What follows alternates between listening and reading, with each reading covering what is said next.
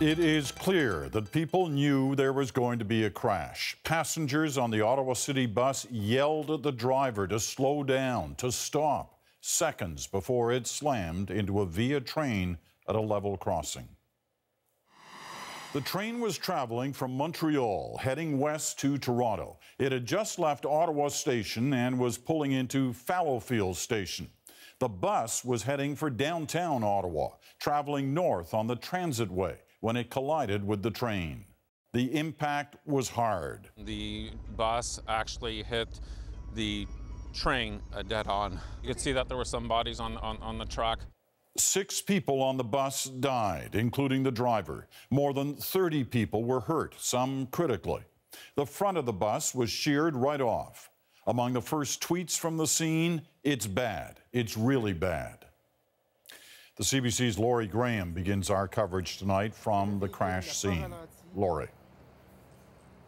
Peter, behind me, behind the heavy equipment, is a dedicated road reserved for buses, and they roll through here hundreds of times a day without incident. Not today. This is what's left of the double-decker bus. It stayed upright, but the impact of the crash ripped the front end into pieces and left them scattered along the track. It was chaotic in the bus. Everyone was screaming and just scrambling around, asking, are you guys okay? Is everyone okay? Everyone was not okay. 5 people on board the bus, including the driver, were killed on impact. Blue and yellow tarps covered their bodies. Another passenger died in hospital, and dozens of others were injured. People were screaming, and I was pushed onto the floor, and I had some cuts on my hand. Greg Meck was sitting on the upper deck of the bus and says he could hear passengers warning the driver. There were some screams or stop for him to stop just before. He may have braked at the last moment. I did not feel that. And the bus actually hit the train dead on.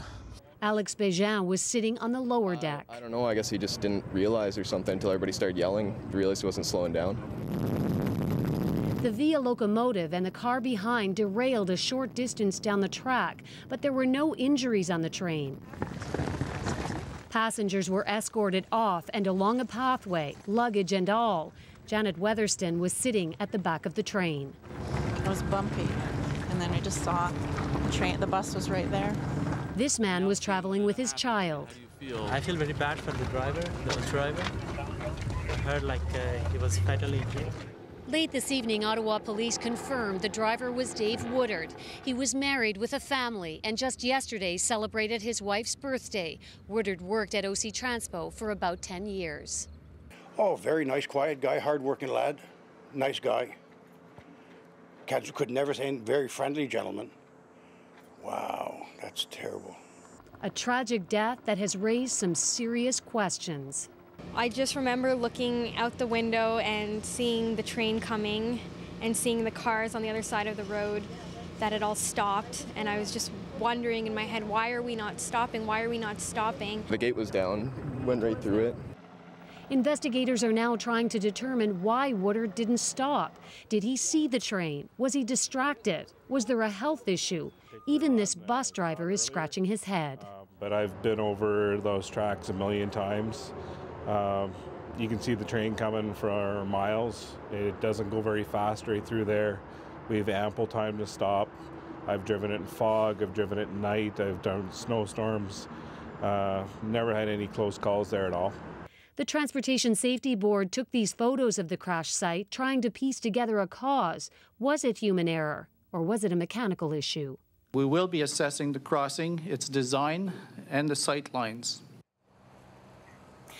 There are 11 investigators from the Transportation Safety Board on site, and finding a cause won't happen overnight, Peter. The TSB says it will likely take months. You know, Laurie, there were a lot of questions today about those crossing gates. We heard some of the people talking about them today in that item, but there were also those who were saying they weren't down, they were up. What do we know about whether they were up or down? Well, it will be a key part of the investigation, Peter. You can't see them from here, but one arm is splintered. The other is upright. A number of witnesses told the CBC they were working at the time of the crash. It will be up to the investigators to determine whether, if in fact, that's true. All right, Lori. Thank you. Lori Graham in Ottawa.